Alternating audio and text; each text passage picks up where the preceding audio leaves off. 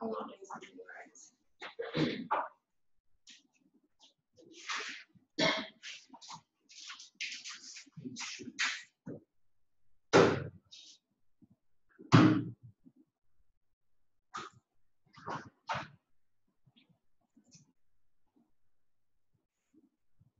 Are you able to see the writing across the curriculum slide? Okay, great. So this idea of writing across the curriculum is what we're going to be looking at for the next probably like an hour or so. But what do you understand by the concept of writing across the curriculum? Not just limiting language acquisition or writing in the language classroom, but ensuring that it's touched in other subject areas. All right, 1 second. Guys, did you hear what Sashana said? Also, you didn't even know Sashana was talking. Let's try again. So, Sashana will repeat. All right, my idea of writing across the curriculum is not just limiting language teaching or writing in the language classroom, but ensuring that it's done in other subject areas. Did you hear that? Yes. Okay, good. So, what is your take on that? Do you agree with that perception of writing across the curriculum, or do you want to add anything to it?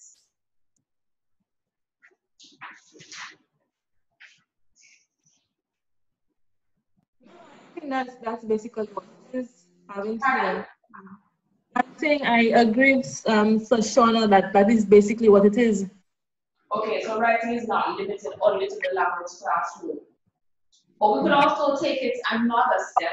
What about, is there any responsibility that other teachers of other subjects have to the teaching of language skills? So remember that you do geography in geography class, you do math in math, and you do English in English class. What is the medium of instruction? It's the English language, right? So it behoves all teachers to have an understanding of the structures, the construct of the language, so that they can share this information and correct the errors. That's one element. Another component is that when, as a teacher of language, you don't want to use only references that you perceive to be English related. So they're not always going to be writing about the beauty of a photograph or some other abstract concept, but you're going to actually relate it to the things that they're doing. So you can bring in elements of the different subjects. They're doing art. We bring in some elements of art. They are doing religious education, where possible that should be incorporated, social studies, so that it makes that link between language and everything else that they're doing. Yeah, the language teacher, she didn't have to work hard to convince the language teacher. I was thinking another teacher who needed to be involved. Yeah, but isn't learning supposed to be the whole idea behind learning is that, and teaching, is that it should be a community. So why do teachers insist on teaching individually? It's your responsibility. You're a steward of whatnot. All right, so pretty much today, by the end of the next hour and a little bit, we should have an understanding of what writing across the curriculum means. We should be able to identify some strategies and discuss how they can be incorporated into our classrooms. There might be an activity where you have to look at, some teaching strategies and say a few things. And another thing that we're going to do is really just determine how we can accommodate writing across the curriculum as it relates to things like assessment strategies and whatnot. Let me reduce that, okay?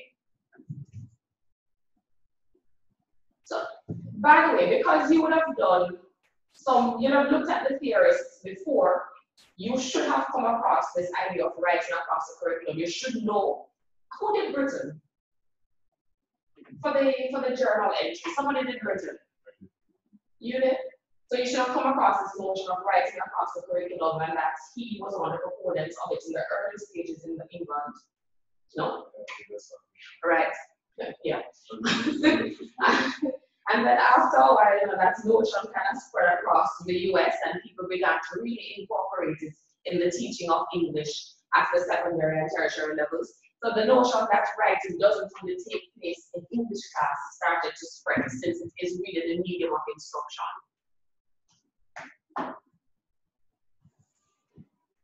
All right, so really what is this? And we've already established that it is providing opportunities for writing English, not just within the English classroom, but right across the curriculum in every single subject area that the student actually touches, except maybe for where they're acquiring a second language. And I suspect they're not going to be writing in the native language, more so they're writing in the target language, right? That's what I remember. If you're right. So except for modern languages, I'm assuming that everybody wants to ensure that they're teaching English language skills, or if not teaching the English language skills, at least reinforcing them when the need arises. Comes up in the modern languages class as well. Explain to us also. Because I think I mentioned earlier that most of the issues that students have it's not with the target language, it's with their tongue, it's with the English. The words that they don't know and don't understand the very passages tend to be words that they don't use a lot in English. And the same thing goes for the tenses as well. In the same way they express themselves in English, it's the same expression they have when they're learning Spanish or French. Oh, because they're trying to deduce that word for a translation, right? Okay. All right, we're hearing what Sashana was saying? No? Sashana is going to have to speak more loudly. Go ahead. All right, so some time ago, Sashana had mentioned that one of the issues that we have as teachers of English, and with this idea of writing across the curriculum, is that the students sometimes, we presume that their first language, when they're acquiring a second language, when they're acquiring a modern language, is standard English, but it's not necessarily so. So where they have these weaknesses with standard English, it is actually transferred over to a weakness in the language, the other language that they're trying to learn, right? And so if they don't know the words and the tenses in standard English, then there is that awkwardness when they're trying to learn Spanish and French. So she was indicating basically that it comes up, this idea of writing across the curriculum must also come up when you're teaching the other languages. Okay?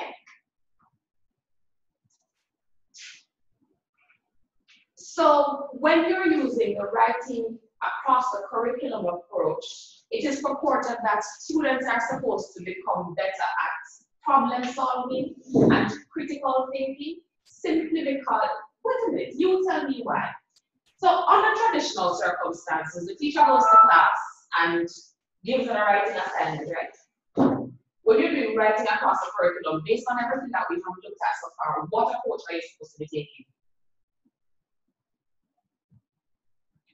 You're not just going to go to class and say, write this and give it to me at the end of the session. It's a process. All right, so speak louder, please. Right, there's supposed to be a process. Mm-hmm. So if it's a process, what is it forcing them to do? What is it encouraging them to do? To want to think, to communicate in writing, to maybe pre-write, to do several drafts, to go to the several stages of writing. Mm-hmm. And what is the benefit? Anybody can jump in here. The benefit of going through these stages, right? So in any random order, because the stages, we've already said that they actually fold over on themselves, right? So in any random order, or pick any random thing, how would a student benefit? How is a student going to develop problem solving and critical thinking skills, say from editing?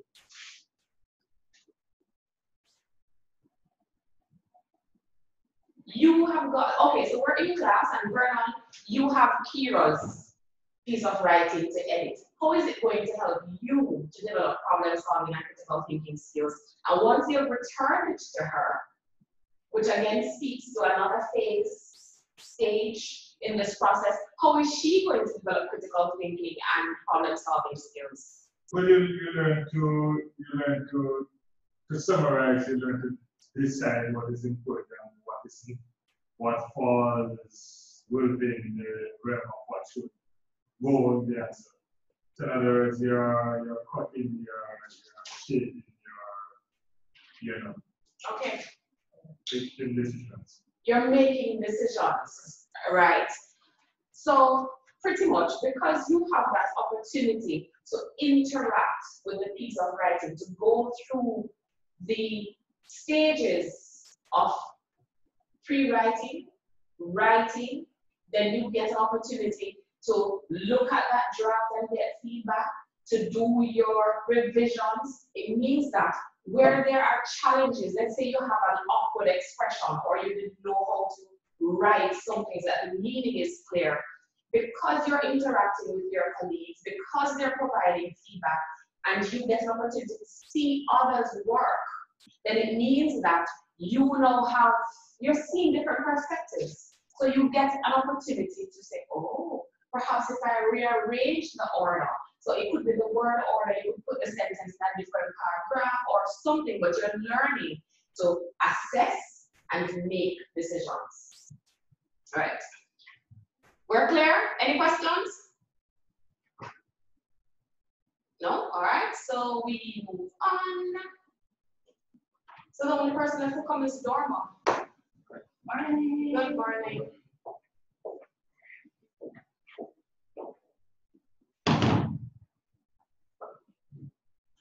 All right, so with the writing across the curriculum approach, there are two things that are important. Students should learn to write, well, students should write to learn, and students should write to communicate, right?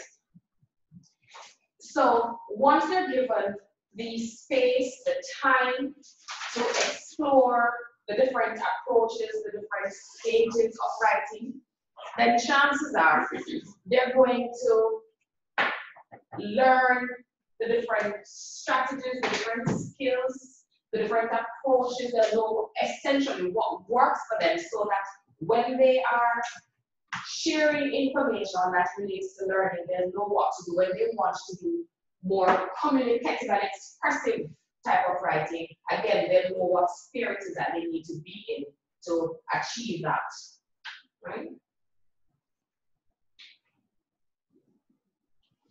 And as this says, it moves writing across the curriculum, moves away from that approach, that traditional approach, where you're really just going to class and as the teacher, you're going to say, generate this piece of writing within the next 20 minutes, or complete this piece of writing and collect it at the end of the session, and that is it. Because the students now get an opportunity to explore their style, they get an opportunity to decide on the audience. In some cases, they would have decided, unless you have given them the purpose for writing, then they might get the opportunity to decide on the purpose. So pretty much, you're giving them that scope. You're widening their ability to interact with the piece of writing and to really engage with it so that they can give you something that is more them and that is going to be satisfactory, something that they can be proud of. All right? Any questions? I feel as if I'm only talking to the students who are right in front of me, but any questions? Kira, Lyra, Carrie, not yet? All right. So, I know that one of the things that people fear with the process approach is that it gives the teacher more work and it gives you more marking. Is that necessarily true though? If you think about the writing workshop, if you were to do a writing workshop, is it that you're going to have more marking to do because you're using the process approach? Well, not necessarily for us, and even others. For students, they will always need the validation. And you will need to, even if you give them the rule, and they sit and they go through, you still want to satisfy yourself and the other elements that need to be there are there. Okay. So at some point you will have to have everything. Oh, you will have to. As a teacher, you are going to have to ensure that there is progress. But do you have to be the marker at every single stage? So that is the question. No, but you still are, you still will need to keep that detail. A detailed eye doesn't mean that you have to mark every single stage. Not physically. All right. Anybody else? What are your views? Kira, you want? Okay. Well, Good to speak. I'll just say what I'll say. Kira will speak after. You could have the students to edit there with themselves for a checklist, and you could also have pair editing through another, like a pair conferencing checklist. So it doesn't have to be the teacher that corrects every single thing, because if they get the opportunity to go through the checklist and identify their look at their writing and critically assess all of the different aspects, they can see where they went wrong and what they must do to improve. Also, if another pair looks at it and goes through it, the pair giving them feedback also can, help them to realize their mistakes. So it doesn't have to be the teacher for but eventually it must come back to the teacher. But it doesn't have to be the teacher for every single stage. Yeah. So. Right, and in that. Oh, sorry. Go ahead, Karen. I just wanted to add it to her point that in that case too, we're trying to teach our students to be independent learners. And when we allow them to do the assessment to assess someone else or assess themselves, then they become an integral part of the writing process as well. So the teacher doesn't have to burden him or herself with marking. They can go over what the peer assessment, right? And just to see that they've found errors, right? But it really helps the students to become more independent. All right, I like that idea, independence. Anybody else? Kira, you want to add anything? Ashley? Not sure if it's mentioned, but we talk about self-checklist. Anybody mention self-checklist? I don't remember hearing that. Okay, so the idea of teaching students how to use a checklist and how to look for errors in their own work, and so that they can eventually become independent. Yeah. All right. So pretty much you are on the same. Well, except for a little bit Vernon is a little bit off, but generally speaking, though, guys, remember we established already that if you're going to do this process approach to writing and do it effectively, it means that you're going to have to invest some time in organizing. We said that already, right? Now, if you have organized yourselves and you know what the learning outcomes are, and you are conscious that not everybody is going to get to them at the same pace, at the same time, then it means that this is an approach that you can incorporate in your classroom, in your writing classroom. And it doesn't mean that you will be the person marking at every single stage. What you want to get is that draft or that product that is as near perfect as the student and his peers can make it. Because remember, we're encouraging critical thinking, we're encouraging independent learning, we're encouraging problem solving. So once they're able to go through those different stages, what you get to mark should be something that you don't have to put very many comments on. And you guys say absolutely nothing, but that's okay. Very attentive. Oh, here's what happens. All right. So a lot of this you would have come across already from your own reading, that the writing across the curriculum really was intended to, this approach was really intended to improve writing and to improve learning generally, so that students don't just go to school and pass exams, but at the end of it really cannot demonstrate any skills. So the really they're supposed to be able at the end of learning at a particular stage, and in this instance, the secondary level, you should be able to know that learning has taken place because of the change in behavior. One question, Yes, go ahead, or probably a comment. I've heard teachers, complain that students don't know how to write essays. And I believe that the writing across the curriculum, other teachers like history teachers and social studies teachers, and yet they've been taught how to write essays in English. So I believe that the writing across the curriculum will also help the students to understand that learning is pretty much integrated, and that you don't just learn in a vacuum. You don't learn how to write an essay in English class and you don't translate that out to something else. Great. Let me see. Am I recording? I am recording. All right. Yes, Carrie. But question though, how often is it that for the other subject areas, teachers actually say, if you're writing an essay, there are certain things you must observe. This is an introduction. This is the body. Conclusion. Does it happen like we don't really teach history? You don't really do that? No, I thought it was. Oh, you only taught it once? Right, but the teachers, they just don't look into the English part. All We right. are not teaching them anything. They don't, very few teachers really emphasize The those structure itself. All right. Kira, Lee writers, you teach geography and history. So for one of them, they have to generate essays, history. Do you actually teach the format? The essay format? Yes, I do. Okay, good.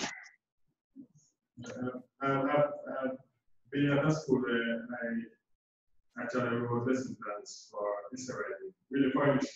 Mm-hmm. And no one else in the department seemed to really thought about it. Third one. Okay. All right. So again, this writing across the curriculum is supposed to improve the delivery of lessons, simply because as the teacher, you are supposed to be more effective. How can you design a writing strategy or an approach to teach writing without looking at the student's weaknesses, without assessing how you're going to be able to move them from point A to point B to point C? So you have to continually, as the teacher, assess, reflect, and then design the strategy that is going to work for the student. If you're using the writing across the curriculum approach, let us say there's a student who's particularly good at geography, but very weak at writing short stories. How can you marry the two to ensure that this student can use the geography lingo skills and actually generate a short story that might not be the perfect one, but at least shows that the student understands how the different elements work together?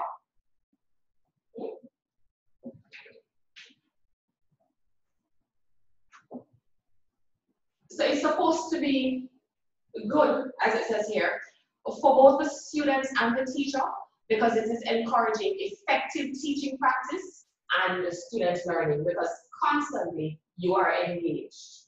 So you're not getting up and saying, oh, what should I teach today? And the student is not going to go to class and say, well, what time does the session end? Because everybody is actively engaged in this thing that we call learning. Okay. You don't see conversations. Is this taught to other disciplines right now, like science and math? It is supposed to be when they're doing methodologies, they are supposed to look at writing across the curriculum, and there's also a writing in the content area. Yes, that's right. There's a writing in the content, reading the content area. Yeah, but they're supposed to be in our course. No, This program. like you go to teacher studies, really, math, science, there's a really content here. So it's supposed to be. Once you're teaching, then you're training, you're supposed to get exposed to this concept. Right.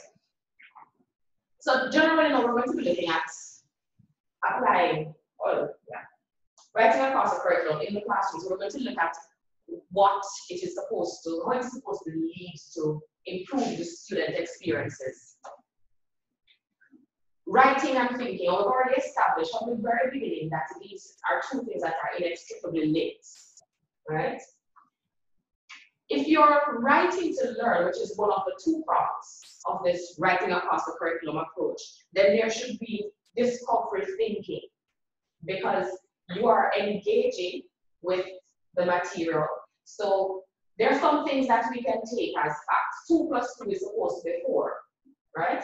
But if you are engaged in discovery thinking, is it going to be a case where the teacher tells you that 2 + 2 is equal to 4? Or will the teacher provide opportunities for you to see 2 things over there and 2 things over here in a continuum, and that when you put them together, they amount to 4?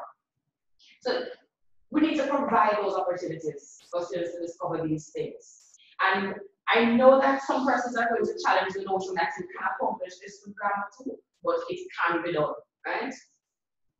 Invention, meaning that students are really going to generate thoughts. They're going to utter these thoughts as they're learning. And remember that making mistakes is a part of learning, right? So they're supposed to be able to come up with ideas that they can write and share with other people, because they are exploring new notions, they are marrying concepts, or they are debunking concepts, because they are engaged in this active process of thinking about things and, you know, just really getting involved with learning. The idea too that it's supposed to be writer-based, and we've come across writer-based versus reader-based prose, remember this, right? So when it is writer-based, it really is about what the writer wants to communicate without yet looking at what questions might be coming up for the reader. So what information is it that you want to share? What happens when a volcano erupts? Full stop, right? Nothing else. In terms of audience, you're looking at self and trusted others, who most times is going to be the teacher, maybe a peer. But this notion that you're writing to learn is for you to understand, appreciate, discover, and then you're supposed to be able to share it with others who you are able to trust, because for whatever reasons you trust them, they have the knowledge, they are aware of what it is that you are studying, or they're just your same age range and have the same sort of interest. And so you're writing for them. So like within a classroom, when you have students do presentations that they have to write beforehand, we're assuming that they're going to trust their classmates not to cheer at them. The truth. Personal language and social community. And this idea of personal language is not always going to be standard or perfectly standard English. Because remember that the student is learning, there will be errors. So as we move towards the target, we're always encouraging the target, but we're not going to tear down what is produced so that the student is not afraid to accomplish what we want him or her to accomplish, right? So the personal language in the social community, you encourage that. Students, they're writing to learn, and they're supposed to be able to document their ideas as they come to them without fear. Teacher as the mentor, so the teacher is available. Notice the teacher is the mentor, not the one who is the font of all knowledge. So the teacher gives the opportunity for the students to explore things, to learn more things, to debunk ideas, to create new ideas. But the teacher is not going to be the one to say this is absolutely correct or this is absolutely incorrect, because you really want to give them that problem-solving, critical thinking opportunity. Personal knowledge. So what do you know and how do you take that further? Right? The ways in which we can accomplish this through the use of journals, which we're going to really love using by the time we get back to school. Notes, because students do scribble as they're learning. Well, some students, not everybody knows. Rough drafts. So you write, and then at some point, as you become more involved, you go back you rephrase, you redraft, and all of that. And that is supposed to help to lead the students to discovery and critical understanding. Now, in terms of the writing and thinking as it relates to writing to communicate, there should be critical thinking. So yes, you hear that 2 + 2 is equal to 4, but why? And is it always true? Why can't the student question that and say 2 + 2 could perhaps be equal to 3.5? Why can't it be equal to 3.5 then? So you get the students involved in thinking about what it is that they are engaged in discovering. Right? Revision is another concept that is going to be important to this writing to communicate. So they're going to be crafting, they're going to be clarifying things. So as they share an idea, they should be able to explain what it is that they mean so that the reader is not unclear, the reader isn't fuzzy on anything, right? The audience, it doesn't have to be somebody with whom they're interacting immediately, because you write something now. Think about the fact that you're going to be using more internet in class. If you're going to be doing these blogs, chances are they're going to be public information. It means that when the students are writing, they should understand that somebody from China could be reading this. How is that person going to interpret what is written? What contextual information is going to make that person understand that this is from the Caribbean, and so it speaks the Caribbean things, not things that are in China or India or wherever else, right? So they have to be aware that their audiences are not always their immediate peers, not always their teachers, not always their parents. Formal language of discourse community, and so by this time, the student is supposed to be able to use the language that is appropriate to the situation. So if that child is on a platform where he is supposed to be persuading, then the language needs to be appropriate. Remember that we talk about things like tone and mood when we're doing persuasive writing. The student has to capture that tone so nobody is insulted, but at the same time, if you want to use sarcasm, that is clear. So in such a situation, who is the audience, and is the language appropriate to that community, to that group that is being addressed? Clear? The teacher asks the evaluator. So at this point, you're no longer necessarily guiding the student, because remember, you're moving them to problem solving and critical thinking. So you should be able to engage with the student as an evaluator. The student has gone through the process, has incorporated different elements of different subject areas and whatnot. And so you should be able to look at that and say, this is a well thought out piece, or there is something missing. Have you considered X, Y, Z? Right? So you are now helping the student to further, you are evaluating, but you're also helping the student to further evaluate his work. Contextual knowledge. So this is not knowledge now that is, again, personal, but if you're writing about volcanoes and you are trying to convince a group of people that since they live at the foot of a volcano, they need to have an evacuation plan, then it means that you should be able to speak to that context. What is it that you know about the hazards of living at the foot of a volcano? That means that it is imperative for persons living there to have a plan, right? And that is the information that you're going to need to include, not just some random things about hurricanes and living on the side of a river, because that will really not be relevant, right?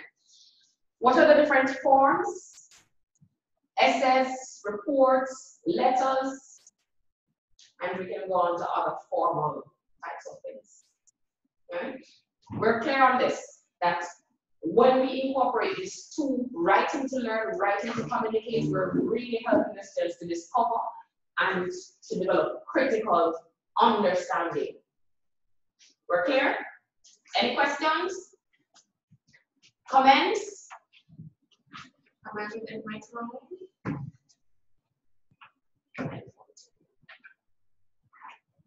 Okay, So these are strategies that you can use to encourage students in the writing to learn capacity of writing across the curriculum.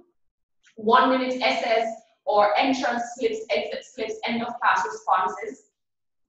And pretty much what the students do is they just jot down what is it that they have learned, and then you use that now to further the lesson. So you'll get to see how the students actually benefit from what it is that they're learning.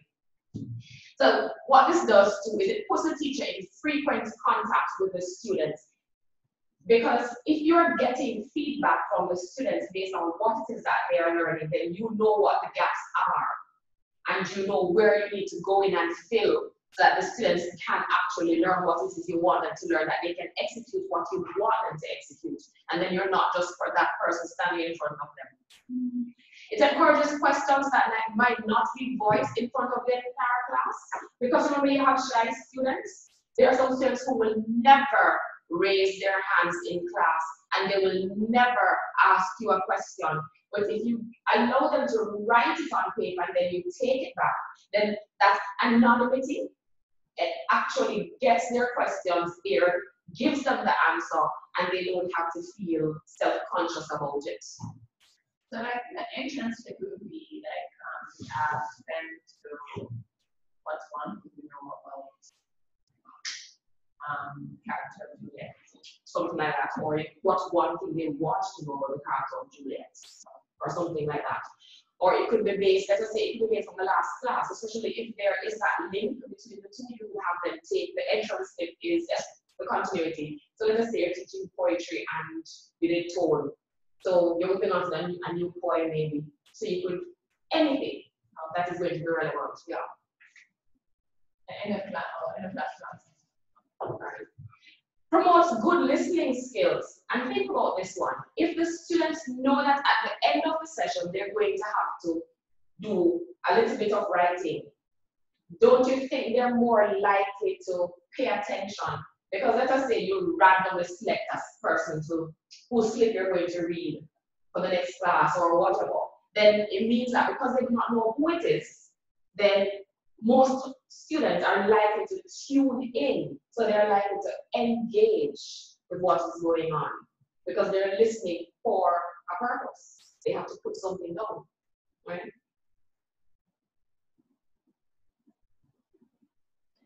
Provides opportunities for students to become confident with technical vocabulary and concepts by putting them in their own words. And this is something we struggle with all the time as teachers.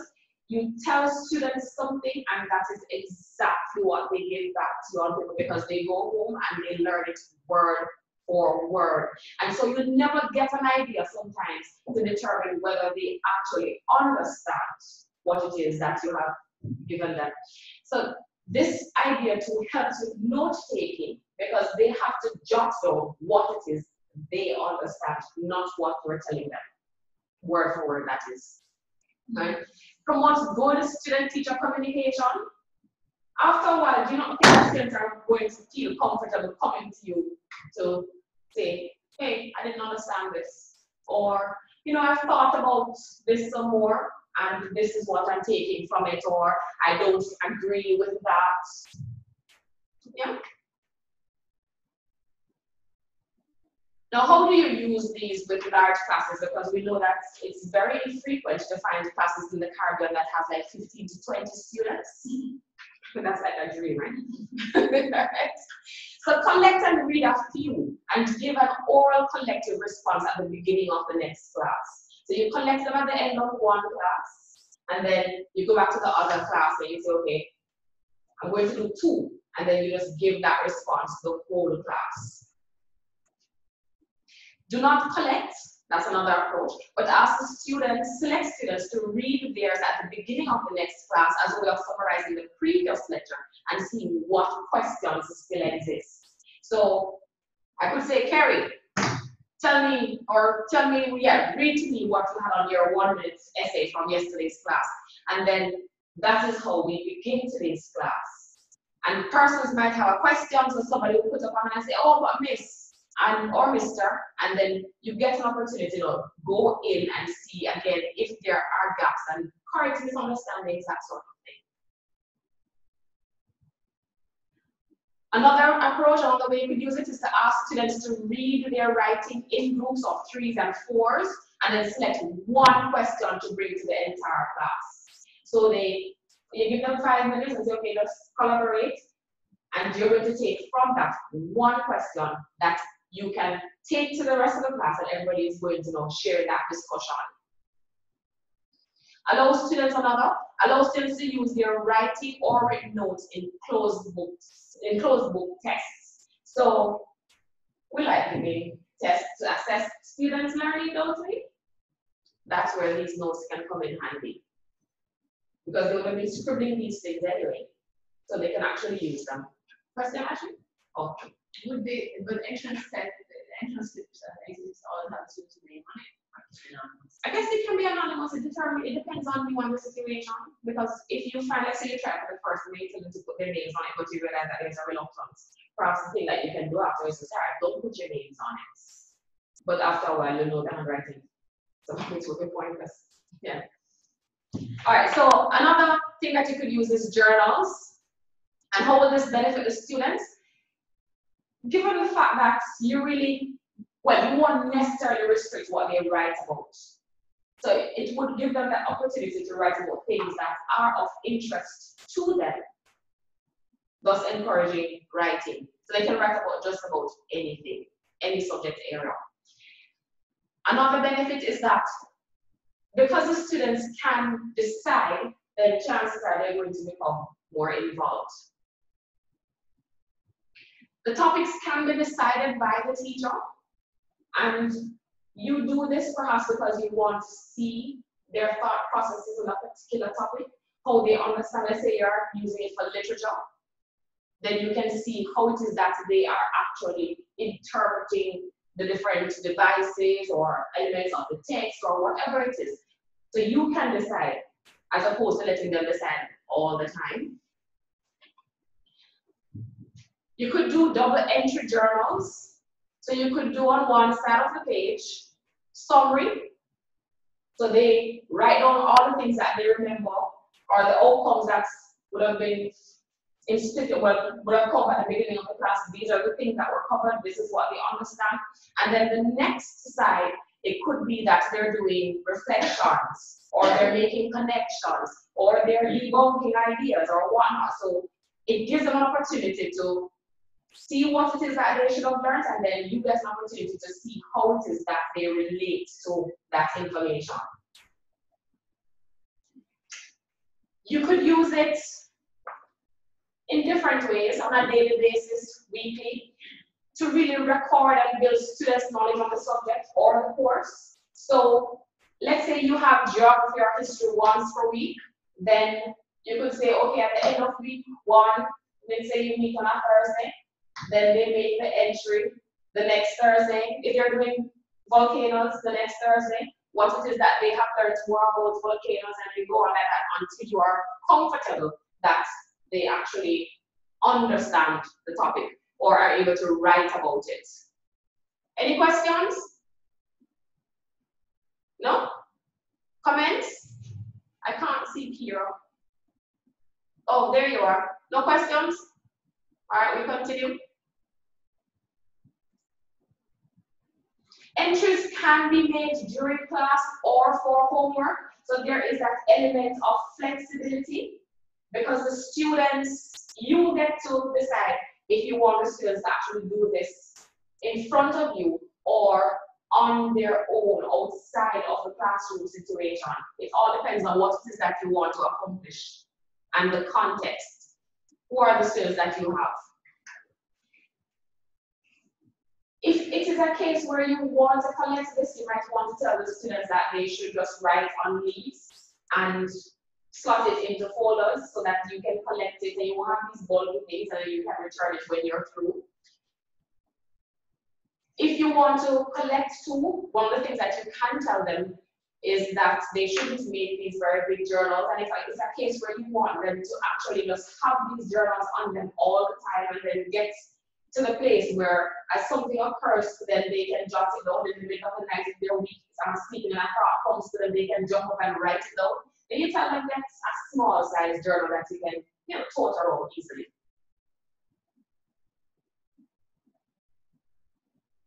Before collecting journals, ask students to indicate the pages or the sections, so that way you don't have to mark every single thing, right? And that way too, you know what is important, what is it that you're looking for. So you can have them, or you have them place asterisks beside those things that are not clear to them. Let's say it's a learning journal, and what is it that is not clear to them, so that you can go in and provide the explanation that they need. Journals need to be integrated into the fabric of a subject or course to encourage periodic rather than nightly for marathon writing, which I hope you're not doing for your own journals, by the way. You're going to wait until tonight and tomorrow to do that. Dun, dun, dun. I know Lyra isn't doing that, right, Lyra? Or did you just do it all at once on Saturday or Monday? No comments? I haven't done it at all. She's busy writing a curriculum guide for a whole semester, right? Oh, Ashley, you know. Let me tell you. Stop talking about that now. Say nothing else. Yeah. All right, so the notes, how can students benefit from writing notes or letters? Students write to develop basic understanding of a difficult topic or to overcome fear. So you can have them write a letter to somebody explaining something, right? Or you can encourage the students to pass notes back and forth among themselves for an immediate response. Yeah, well, in this case, you're controlling what it is that they're writing about. Some persons are definitely going to disagree and write something they don't want to write, but you can't escape that. There's no escaping that. All right, students are helping a real person with a real problem. So let us say that Sashana has a question, or she passed a note to me, that I can become her mentor and we can work it out together. So you know she's a real person that I'm helping with a real problem.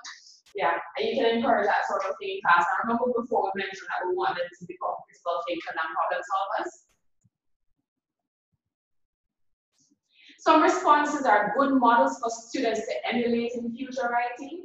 So every now and again, or there's going to be that one student in a class who just always does very good writing. So that can be one of the models. Or it could be a case where the student just does something that is so fantastic that it has to be kept, and it becomes that reference point for future use or for future activities. Students become more critical about feedback and take more responsibility for their own learning by negotiating right or wrong answers. So just because somebody has commented on something doesn't mean that you have to accept that comment, right?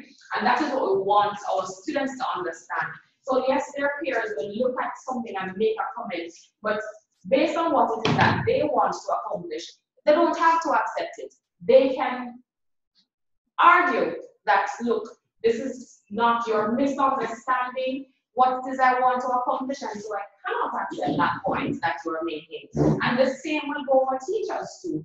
You want to get the students to a point where you can comment on their paper, and they should feel comfortable once they know what they're talking about to come back to you and say, look, I don't agree with that.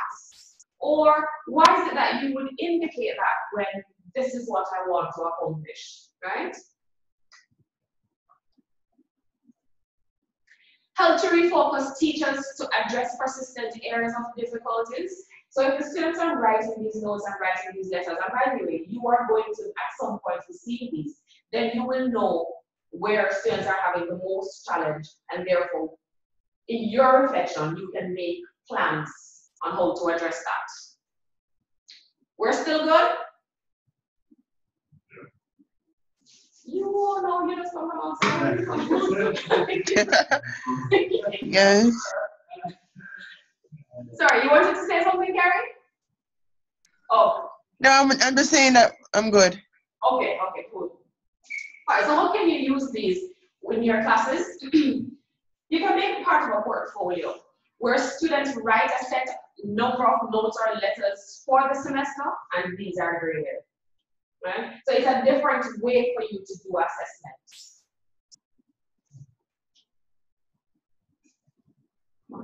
Yeah. You could require students to use a different partner for each note exchange.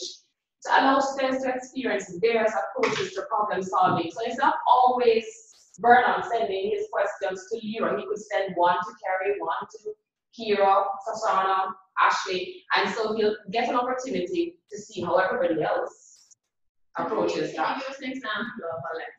So like, in other words, not personal problems, obviously, but Right. what, say in a language class, what would someone be able to approach? Okay, so let us say that you are doing, I don't want to keep using the same persuasive writing. Okay, let us say you're doing description in a grade 9 classroom, and you're teaching them how to incorporate sensory details. Right? You could have them write a letter to anybody in the class explaining how sensory, what they understand, the relevance of sensory details in description to be, and provide an example. Alright? So they're writing to actually to say that, okay, when you consider sensory details in description, these are the things that come to mind, and they jot or whatever it is. So they might get 2 as opposed to all of them. And then they can now discuss how it is that this helps them to create a more vivid image, or how does it help them to capture a character, or whatever it is that they're describing. And then they might give a sentence just to demonstrate that they understand. So you can determine how the letter should be, as in the content of the letter, or depending on the purpose, let them just write their feelings. Clear? Okay. No. It seems to be. Why? You mean for the sensory details? Yeah, I mean, because I guess I could write, I was a student, I could write, I derive my sensory details from sight and smell. An example is when I smell chicken frying in the kitchen. And then, kind of like, so what do you think? And then the person write back. No, not necessarily. Well, if it's a note here. But if it is a letter, all right, so let me not try sensory. Let's try spatial order, right? So you're teaching spatial order, which means that, and you guys are with me, right? Did you hear Ashley's question? Okay, Ashley wanted to get a practical example of how we could use the letters in a language class. And so I am going to discuss this using the letter when you're teaching, say, descriptive writing, and looking specifically at an element of descriptive writing, the use of spatial order, right? So let's say we're describing a burning house, a house that is on fire. And we're going through with the students and helping them to understand first what spatial order means. So there's that understanding. And then we show them example of work without spatial order. So the fire is, let's see, that's not a good example. So the fire leaps from the, this is going to be clumsy, but the fire leaps through the door, through the front door, right? So the through the is going to be use of the spatial order. Through the front door is going to be the use of the spatial order because it's telling them how the fire comes out of this house. Now, they could write a sentence that does not at all include, you have a sentence that doesn't give that idea of leaping through the front door, right? And so you show them how flat that is, and then you give them one with that leaping through, jumping over, or smoldering under, or whatever it is, just so that they see that the spatial order shows the position of the fire in relation to another object, right? It's burning through, that sort of thing. So when you give them that opportunity and they see how it enriches the description, and perhaps you have done some sort of writing activity that enables them to go through the process of adding these spatial order words to sentences to make them more vivid. You've done that. At some point they're going to write. So let's say you only have 1 hour. So now you want them to write about what it is they understand spatial order to contribute to descriptive writing.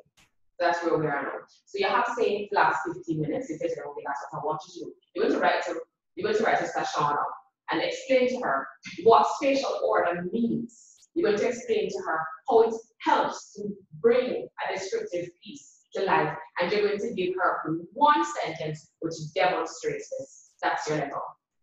So Why send a letter? mean, Because in you're terms of saying why not they're use done. paragraph? Because you're saying you're engaged in a particular way of writing. They're done. So today we learned about spatial order and So that turns into a back and forth between two people. There's usually some kind of giving of information, requesting of information. There's some connection. It's not just like the sort of what I see there. when you have pen pals, for example, don't you share what you do and then the pen pals could explain. So Sashana could write back and say, okay, I see what you're saying or I understand. We have the same idea of what spatial order happens to be. But when I think of how it is applied to description, this is what comes to my mind. It's not going to enrich it. It gives an opportunity, but it's not going to enrich the description, but it gives the reader an opportunity to see how the picture is actually framed or something. So she gets an opportunity to write a response. Or it doesn't have to be that Sashana disagrees. Right? It's something artificial, I would say. Right. Because I can't imagine that happening in real life. Like, I mean, unless I'm a literary critic and I really want to write to my fellow literary critic about. I get the general. But Practically, I don't really get it. no, I think maybe this is of the time. Because I'm thinking, It would work in literature. I can see it work. It will work very well in literature, but that's not the only place you do writing. I'm thinking we could probably work if we get a description, every paragraph writing, and then we can how to organize the paragraphs. We want the students to really get it as well as to know what is it that the students have acquired from what the discussion also. You could use it as a tool to. Because remember that this is speaking to the writing to learn component. So it is an opportunity for you as the teacher to track what it is that they are learning. Okay. Okay. You sure? Yeah. I don't like when you say yeah, like that. No, Yeah, I don't like it. sounds like. It's like, all right, let's just move on. Okay, take that. Still getting All right. perfect. All right. Okay. Guys, you're with us still though? Okay. We continue. Collect and read allow some of the notes that provide the class with collective response. So the notes are letters. What if somebody actually writes that they just don't understand? Dear Sashana, I don't understand spatial order. What does it have to do with descriptive writing? You tell me. And she rants and raves. Wouldn't this be perfect for the teacher to give a collective response?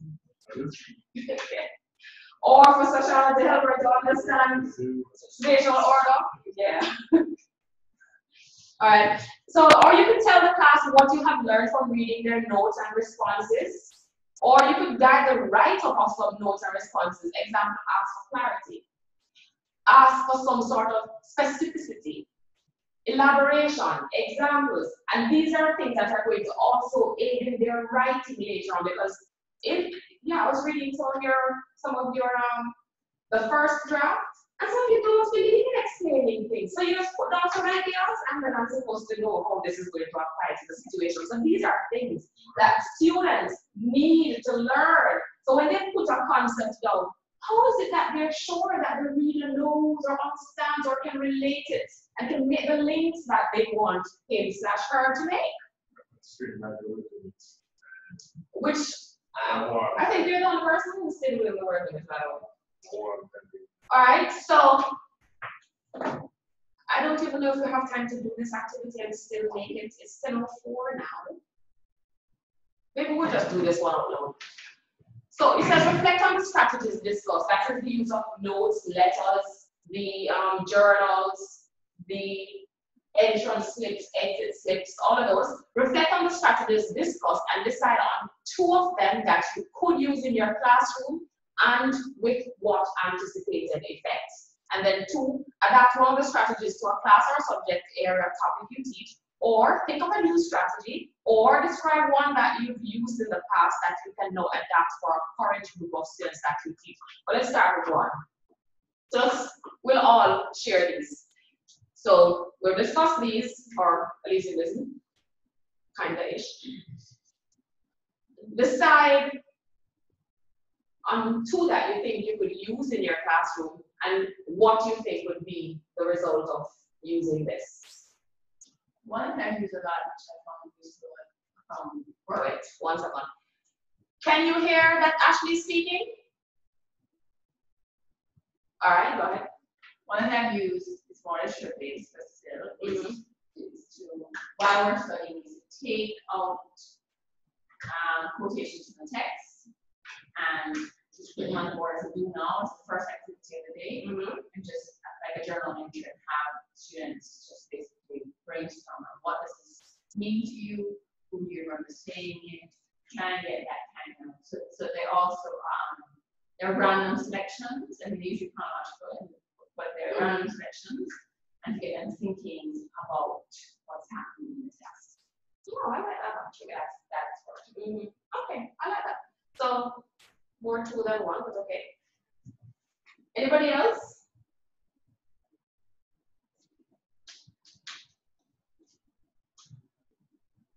Journals, letters, notes.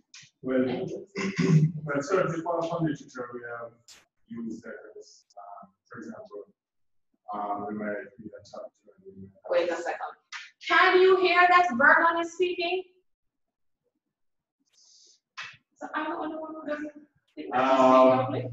I'm saying that we have used letters in literature. For example, you read a chapter, especially at the end of a book, you might write for a classmate to tell them what they have learned from the text. To do what is in effect a character sketch, you might tell your classmate about your favorite character or characters. You might discuss what are the themes. So, you know, we have used letters certain knowledge. I think in journals, What about writing to a character? writing to a character. The key character. Yeah. Well, I've never tried that one. I know what we have used it as to see how a character could have reacted differently. But I've You've never never written to a character? No, I've never thought of Okay. that. That variation. Between. Right, as if you're one character right into the other. Right, that's nice. Right. Then no, journals. I think journals are particularly useful tool for developing writing short stories. Right, for developing short story skills. Because one of the things while I'm inside here, I'm trying to think about my reading levels. How would I get them to actually write? And so this is one of the things. You think that you use the journal? Right. So how would you use it? Would you tell them what to write, or are you at any point to give them the opportunity to determine what it is they want to write about, as long as, let's say, they're writing a particular type of writing? That they can do anything as long as it's persuasive writing, anything as long as it's story. I mean, you decide. Well, what is going to be focused on short stories? But one of the things that I'm trying to get students to do is to use material that is everyday, that they are familiar with. Because I tend to think that a short story is something that has nothing to do with it. Right. So I'm trying to get them to use that authentic local material. For example, your minty, your postine, your goat, your cow, your raspberry tree, your basila tree, your sorrel tree. All of that I'm trying to get them. How they want the students to get. So I'm thinking that they could use their journals to kind of get to that stage. Okay. And then. Yeah, I see how that can work. Anybody else? 2 strategies that you think could work in your class and how you think it would actually work? Kira, tell me something about this particular, since you're going to be teaching English as of September. But Lyra, you wanted to say, or was it Carrie? Well, I would have spoken about the subjects that I currently teach. Yes, that's okay. Although I will be teaching English also. I guess I can I could implement the journal use in geography. There's a topic when they do weather and climate. Usually I let them go home, but the journals would be very useful. They could journal the elements of the weather, like describing the elements of the weather over the period of about 2 weeks or a month. They can do that, and at the end, they can write up a brief synopsis of the weather for that month. Yeah. So that's writing across the curriculum, Yes. and it's also using the journals. Yeah. I've seen something similar with primary school children. They were supposed to be learning about the phases of the moon. And then Right. Yes, I thought that. draw what they see actually and write Mhm. sentences about it. And at the end of it, do some sort of assessment based on the 30-day period. I'm like, yeah, that's a discovery. Mhm. Yeah, so I like that idea. Anything else? Anybody else? We can take one more. Maybe I was thinking for Spanish. Maybe I could ask the students to probably write a letter to somebody in a Spanish country talking about a specific part of the culture that they would like to experience, like something specific that they probably like to experience or like to find out more about. Okay. So and then probably ask them to exchange with somebody in the class who would try to answer that, who give them that information. So would they write the letter in English and then expect a response in Spanish, or? No. They're writing it in English. They're writing a letter in English to somebody. Let's pretend. I just realized that. Okay. Yeah, they could write a letter to somebody in English, asking about a specific part of a Spanish culture, and somebody else in the class would answer that letter. Yeah. Yes, they would be in English. Or you want the person to respond in English? Yes, they will respond in English. Because then I would not be testing the Spanish itself, or I'll be testing the knowledge of the culture. Okay, all right. No, I got you. Okay, fair. So, nobody else? All right, fine. We're not going to do the second part because we just don't have the time. So we're looking now at writing to communicate. So before it was writing to learn, this one it is writing to communicate. And in this instance, it places emphasis on audience, on discourse forms, on clarity, we've already mentioned this before, and precision in thought and style, on sincerity and authority, on constructing text that increase the chances that what the writer has to say will be communicated. So as a person who is listening, am I speaking to you clearly enough?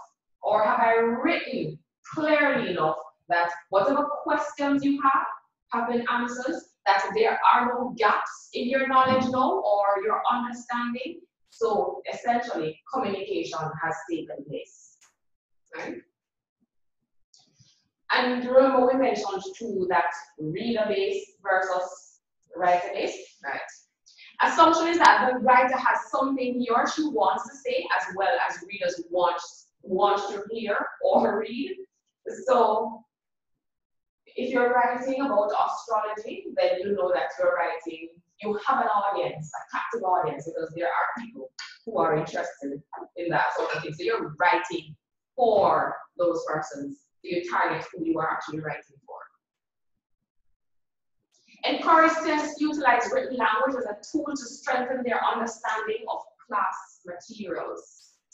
And imagine that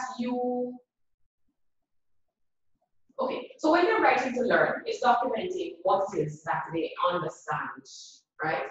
When you're writing to communicate, it is supposed to be an expression of that understanding so that they can share it with other people, right? So if they know what a river is, then they ought to be able to present that information so that somebody else will recognize that they're talking about a river, or somebody else recognizes that this is a specific river that they're referencing, or they are giving the descriptions of the different components of a river. So it should be clearly communicated what it is that they want to say.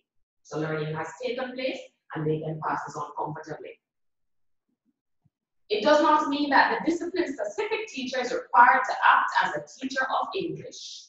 So the art teacher is not going to start teaching the conjugation of verbs, or is going to start teaching how it is that you are supposed to do what else.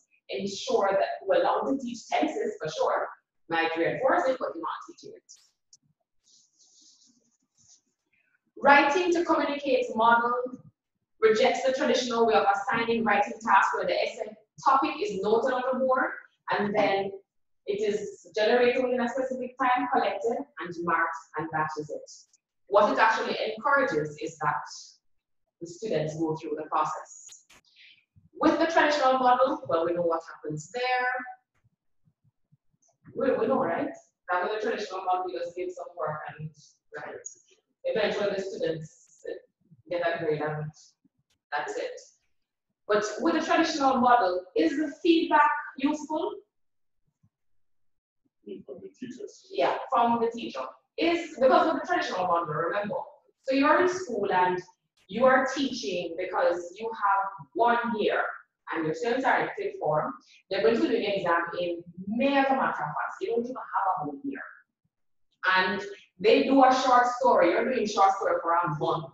And they do 4 short stories, 1 every week. And you mark each of them and return them. First of all, you might not mark the one at the end of the first week on time. So they might not get it back until the 4th week has passed, or maybe the 5th week. Is that feedback useful if you don't take them through the process? No. So it's not going to be useful. Why not? Because it comes too late and too little. It comes too late. The most important part of that is it comes too late. So when you're going through the writing process, where they're getting feedback from peers, and where by the time you get it, it is near perfect, or as perfect as that student can generate, you are supposed to have very little to say. And so you can focus on the big things and give the student feedback at the appropriate time that it can be useful for the next activity.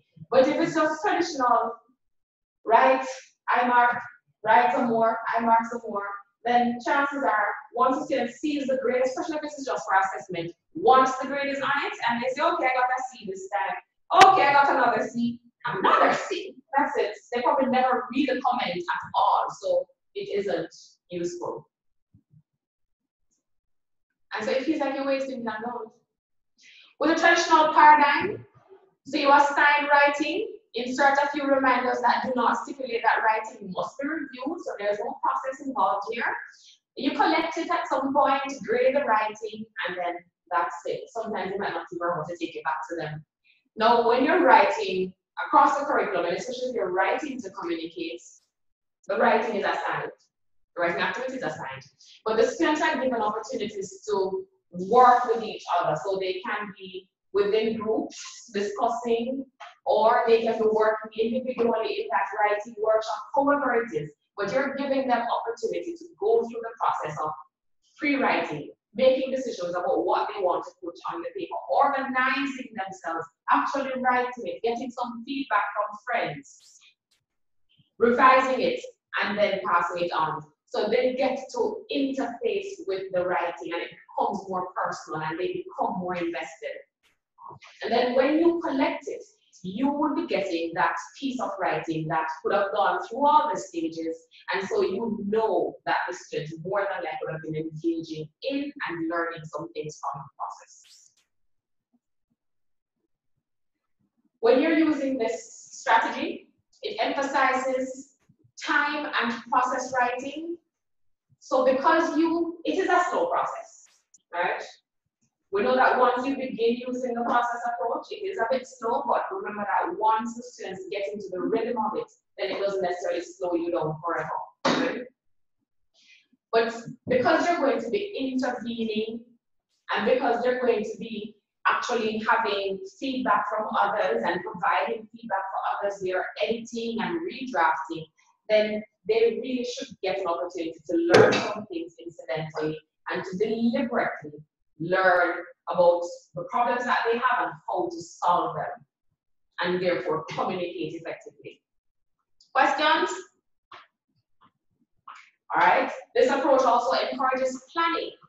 So they don't just get up and randomly write and hand it off to you and forget about it, because they have to own what they put on the paper. So they have to actually have some sort of plan. Even if they're engaging in free writing as a free writing activity, they have to at some point go in and put some hours and say, no, this belongs up here, cross out that. So they actually go through how to perfect their writing strategy. Support drafting, because they will have to do the first draft, edit it at some point, and fix it, whether it is just based on their own self-check or if it is peer review, but they will get an opportunity to say, okay, the first draft has too many errors, these are some of the things that I need to correct, and correct them, because they have these errors will be pointed out to them, and the things that are fantastic will be pointed out to them so they know what to keep as well. It endorses revising, and this is also linked to drafting. So because you are going through the different drafts, it means that you have to constantly make decisions about what needs to be removed, what needs to be inserted. So you constantly revise your position, and chances are you even revise your perspective on what it is that you're writing about. Would you say that writing to learn is like first thinking and writing the second Writing to learn first order, because that is just like reading, and it doesn't necessarily, it's just what you understand, and then writing to communicate would be writing to share information. In that sense, yeah. I can see that. Privileges editing, and remember we mentioned those checklists and rubrics that students would have, you would have created with your students, or that you would have provided as students. It would have provided for your students, because they are using these over time. We hope that they become editors of their own work. It becomes just automatic, right? And we have to remember, we always have to remind those students that they're not going to get it right the first time, and they're going to always have errors in their writing that they just miss on that final reading or that first reading. So if they constantly edit, they will catch more and more of these errors. Requires proofreading for that very same reason. Too often, we do work and submit it without actually putting it aside for an hour or two and then going back and proofreading for specific things. So when you proofread, guys, you don't just say, okay, I'm just going to read through one more time. You must have an idea of what to look for. Are my tenses consistent? Am I using the capital letters where they're supposed to be? Am I punctuating? Are they run-on sentences? So you know what it is that you're looking for. Almost there.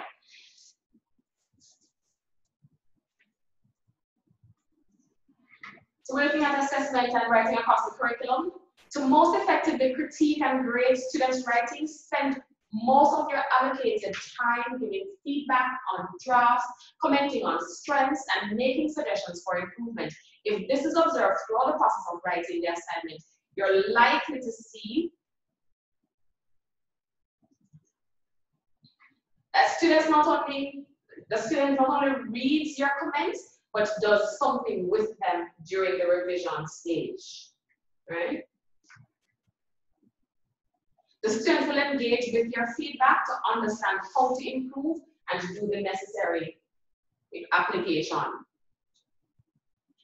Collected final drafts are certainly easier to read, needing only a grade and possibly a brief comment. Because at this point anyway, extensive comments not supposed to be so beneficial.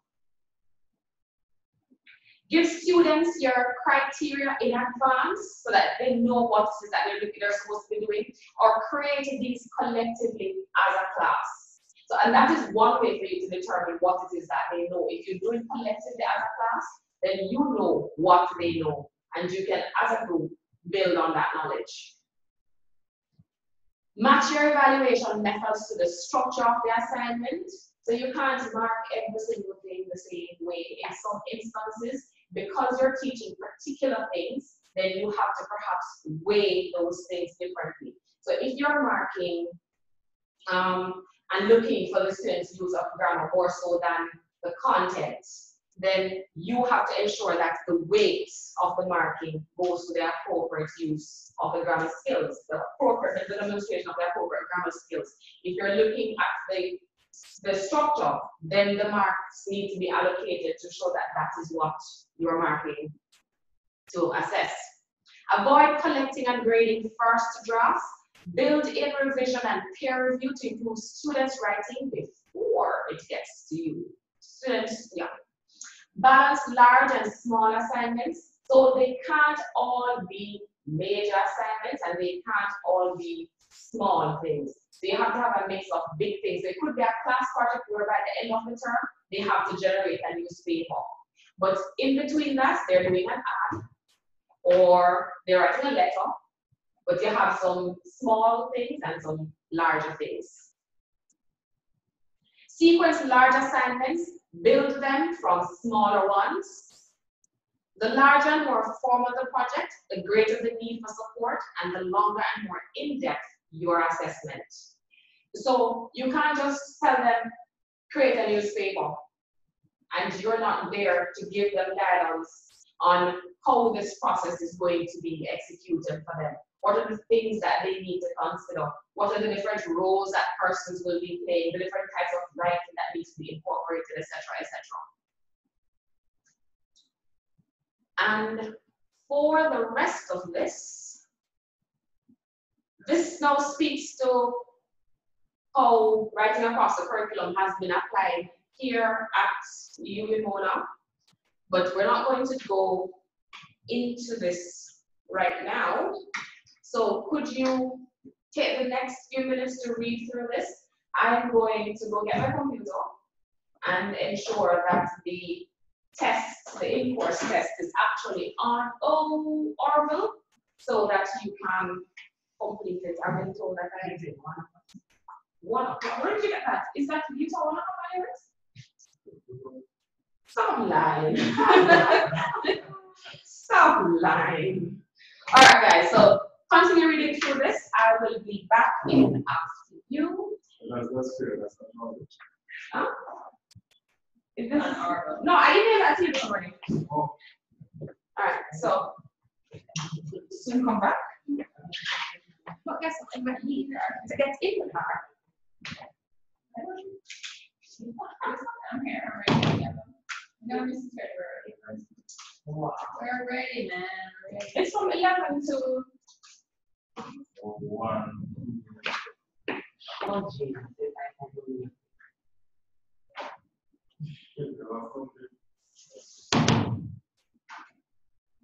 Excuse Vernon and Ashley and Shoshana.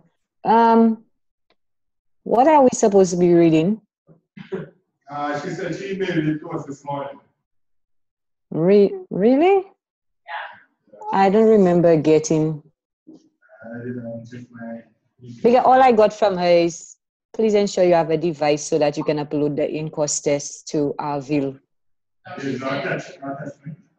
No, before. Oh, you're talking about the previous thing, the WeTransfer. Okay, all right. The WeTransfer file, okay. How's everybody doing their curriculum guide? I'm free. No, I'm it's dying. not. I'm dying. Friday.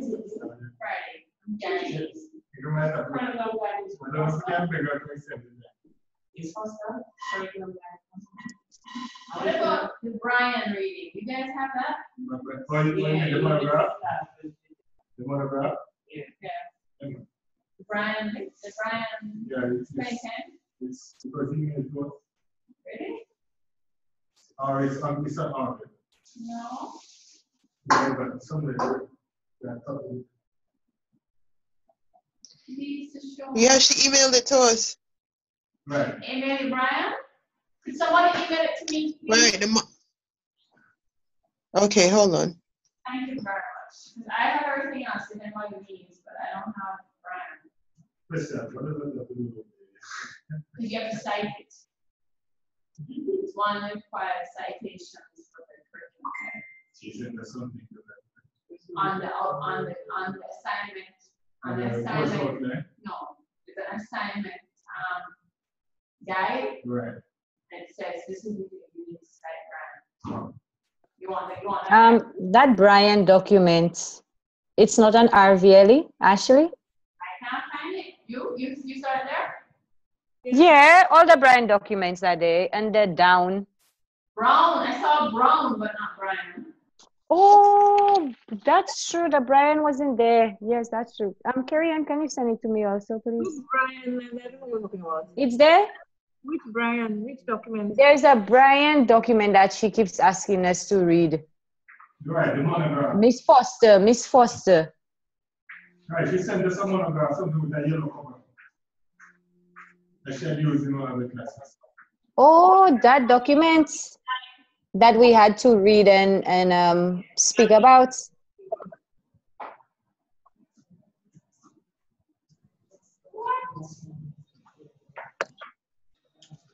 The one she sent us in the classes was I think it was a lecture. It wasn't a monograph. Carrie, if you have it, just email it to me, please.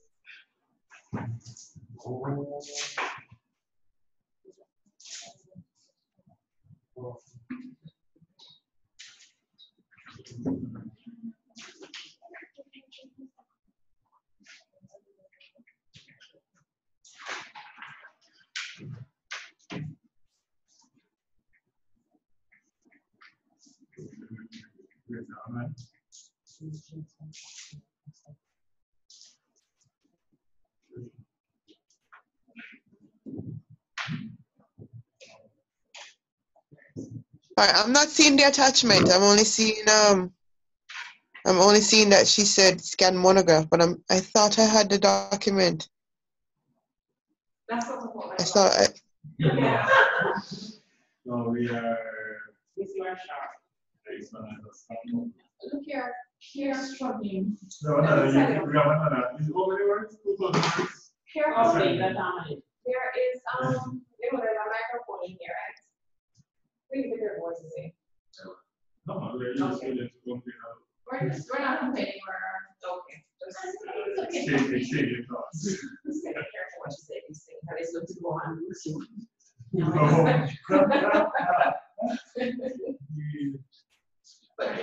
Suddenly supposed to be hard. I found it, guys. That is so easy. What about assignments? I found it. Yeah, I found it. So we had this. No, we had an assignment we had in our Sunday.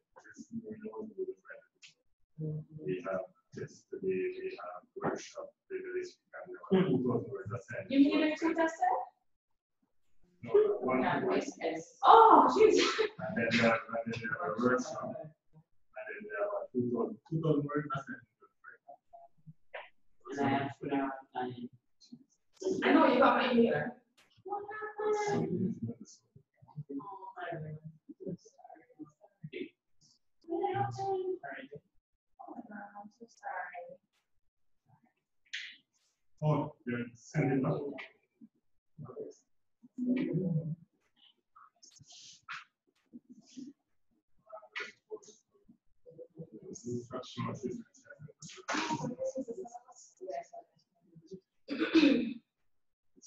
Is he getting back to you tomorrow? Yes. School organization. And it's more than Mrs. Williams, Yes, dear. I got my Anne Rame's theory back, but there were no comments on it. No, you have to actually open it. You have to download it. Did you just open it? Did you just have to open it in Windows? Oh, no, I didn't download it. Okay. Right, you have to actually download it to see the comments. Okay. Thank you.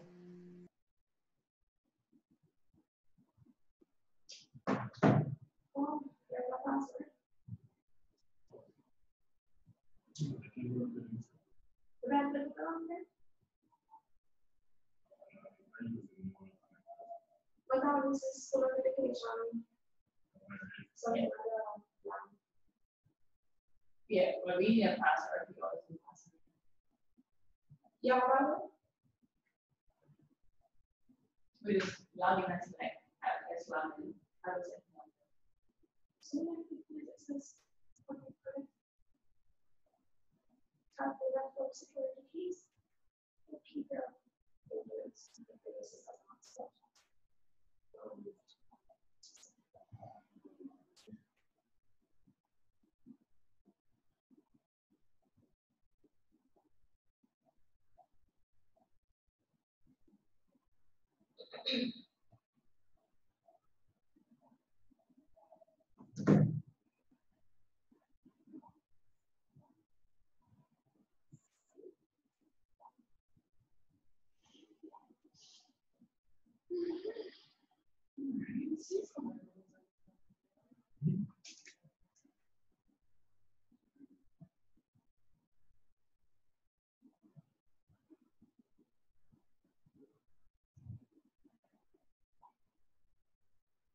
oh, geez. That's what I'm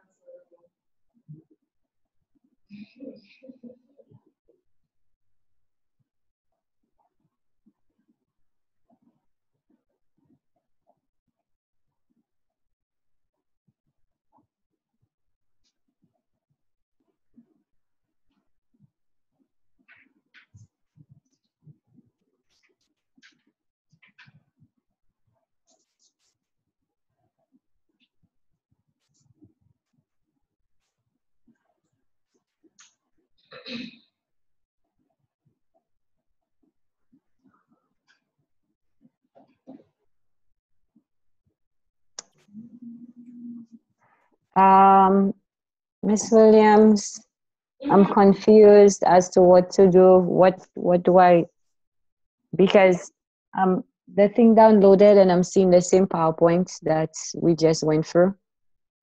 So but I'm seeing you have here. what are you talking about though? I thought you said to read something. Oh yeah, so from slide 28 to the PowerPoint I sent you is the same thing. So I'm saying from slide 28 to the end of it, just read. Oh, from 28. Okay, all right. Sorry. Okay, thanks.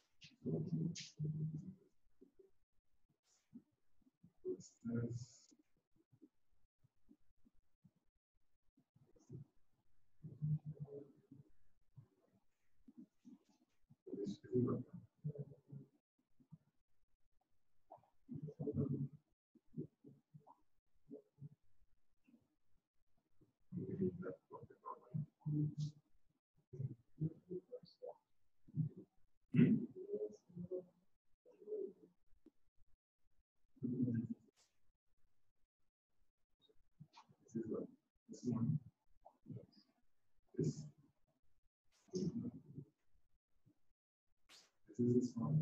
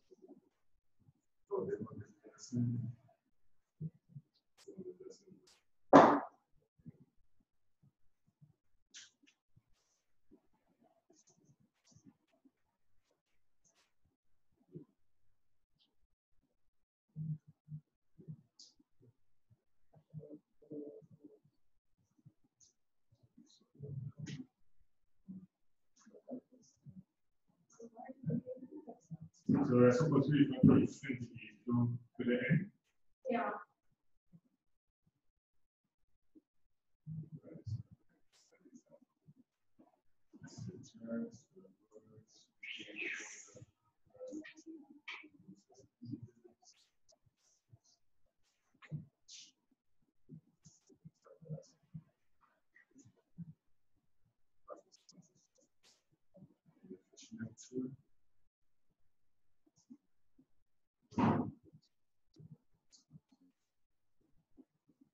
So when you guys got over really, it's fast enough in it?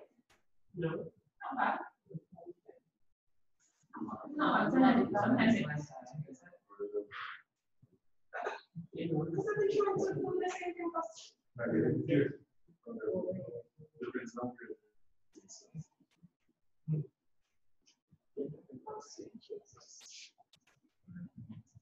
This is where that is in that house. Or it's not. Because I'm not going.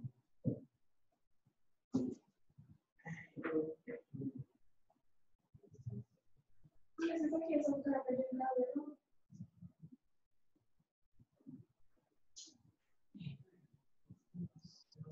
Carrie. Carrie.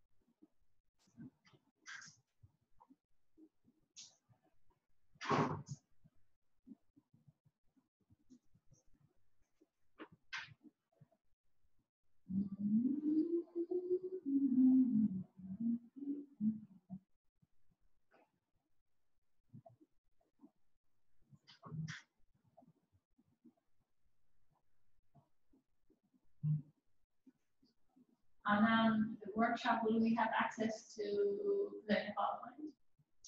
Yeah, if you want to. You can plug in what happens is plugging over there. Yeah.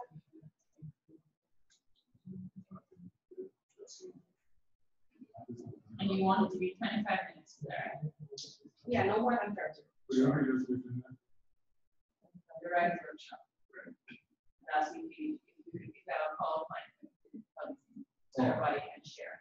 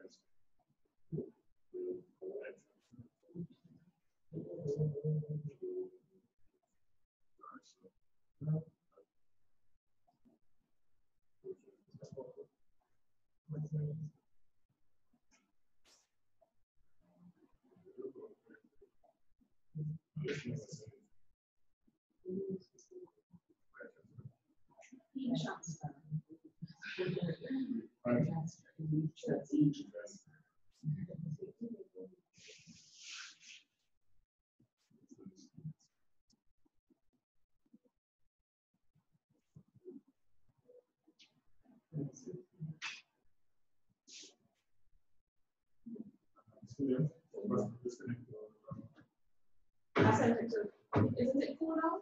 Yes. Oh, I sent it to.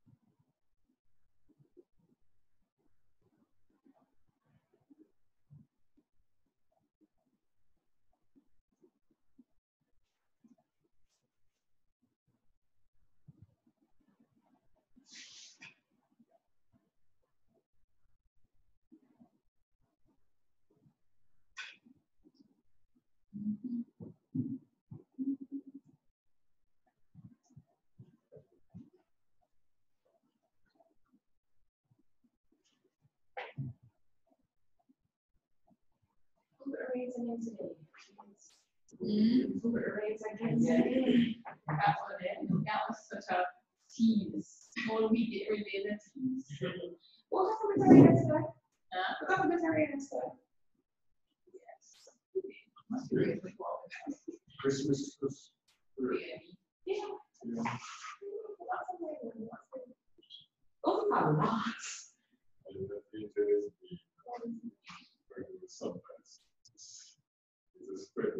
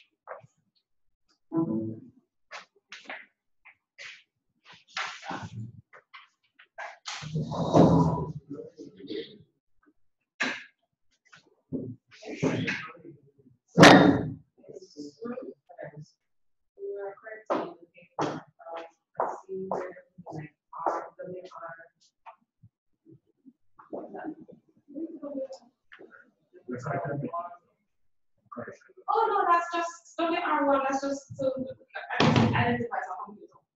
As long your R. Okay. There it is. Don't stand up. Don't. There it is. Don't.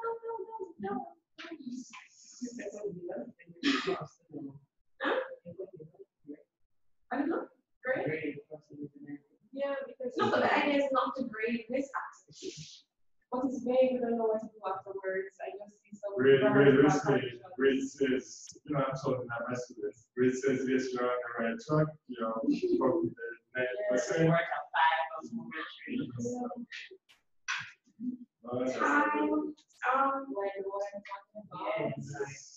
I originally gave this 3 hours. You don't do 3 hours in this assignment, you say? No. Keep it at 3 hours. For the in-course test. It's just you want. Yeah, because I thought it was a theory. When you see the test, you're going to realize that you don't have it. So you know, it's the experts.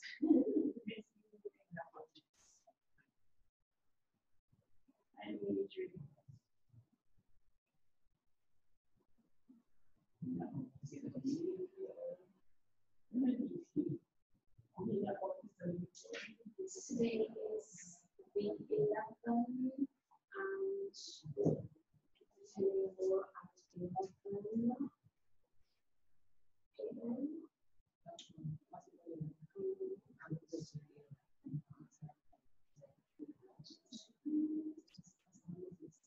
Tuesday, 14.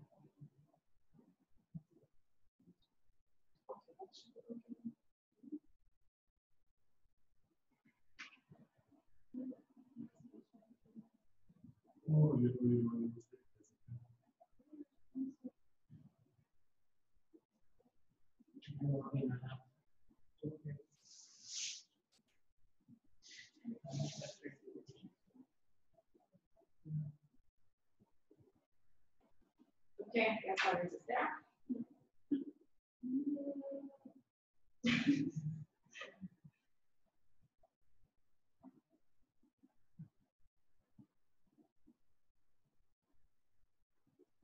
To be available in 5 minutes. That's what it is. Oh my God. It's like one frozen. I don't know what.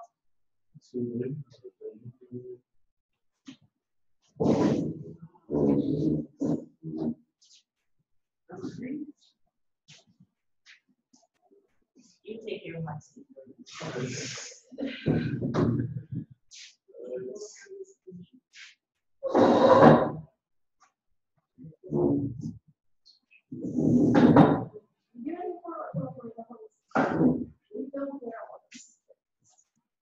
That's a breeze. Do you understand concepts? No, I promise you it's not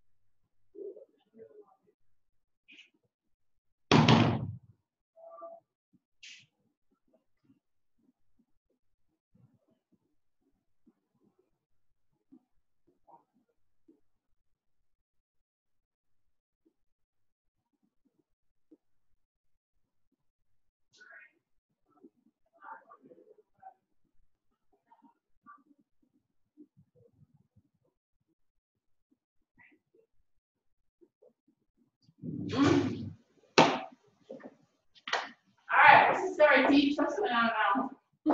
Go home. I'm joking. Don't tempt me, no. Don't be going home, but work. Ooh, oh, you go back to work in the weekend? Yes. You have to work? Yes.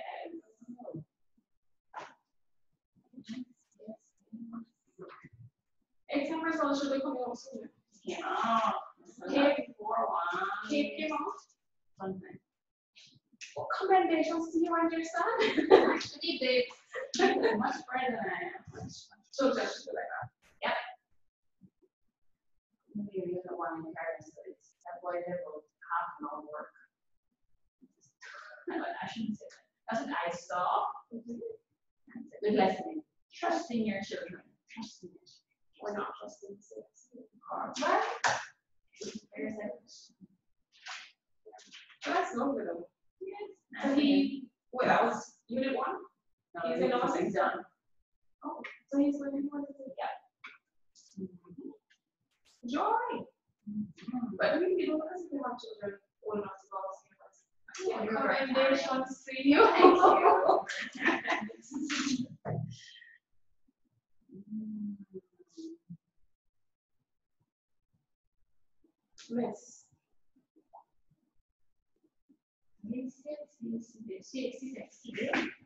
So you don't have a computer? No.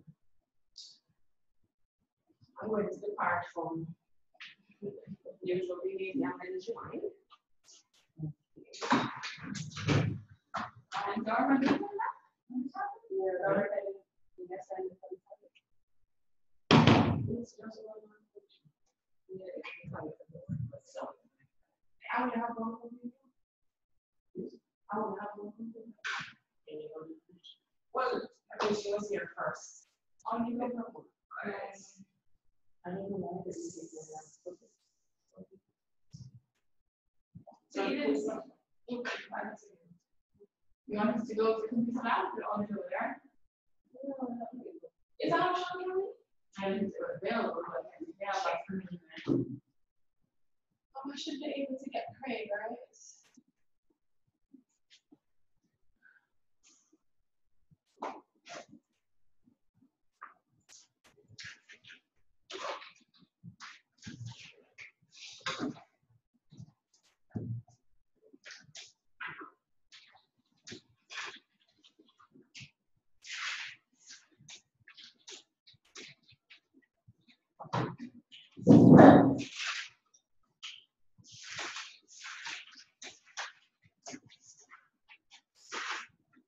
No, is the DES room? Yeah.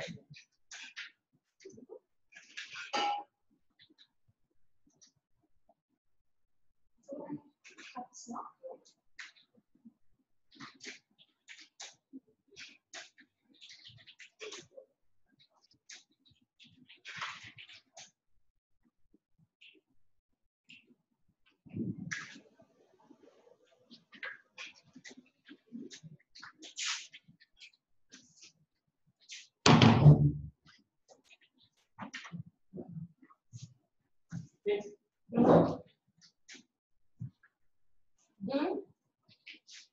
That's probably support that year for portions.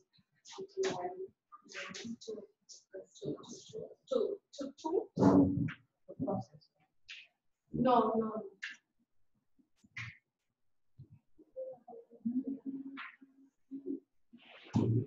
All right, guys, you should be able to. You should be able to see the assignment if you go on to OUR now. The in-course, sorry. So you can actually log into Orville now and begin working on the activity. End at 2 p.m. It should end at 2, yes. No response from Craig?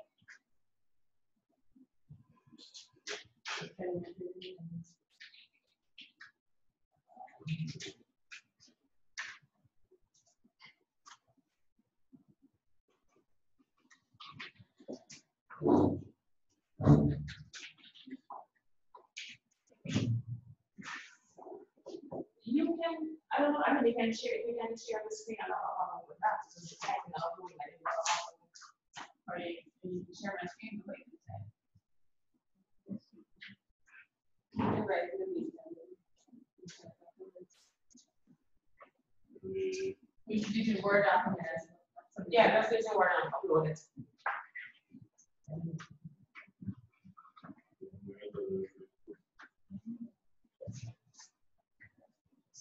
All right, we're going to turn off the mic from here. So if you want to, just whistle.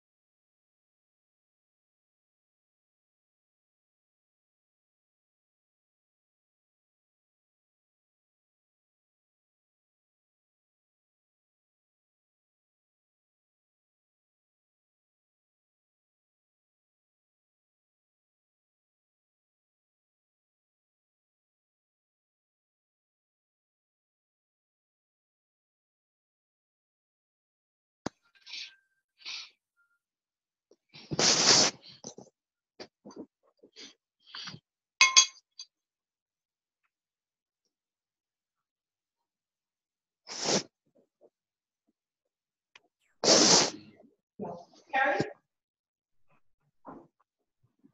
Yes? All right, you can go to Oracle now and you should see the assignment.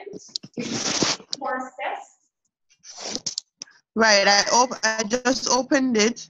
Okay, good. So we're supposed to type the answers Right, so for handwrite and upload and it. upload.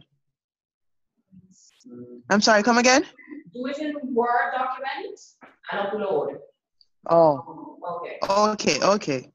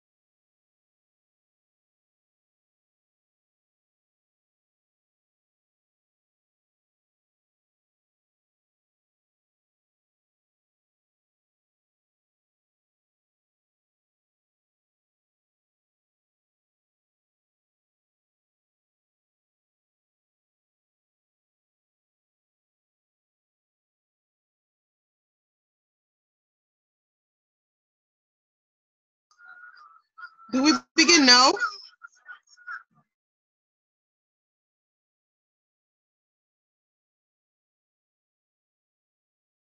Yes, sir, begin because it closes off at 2. Okay.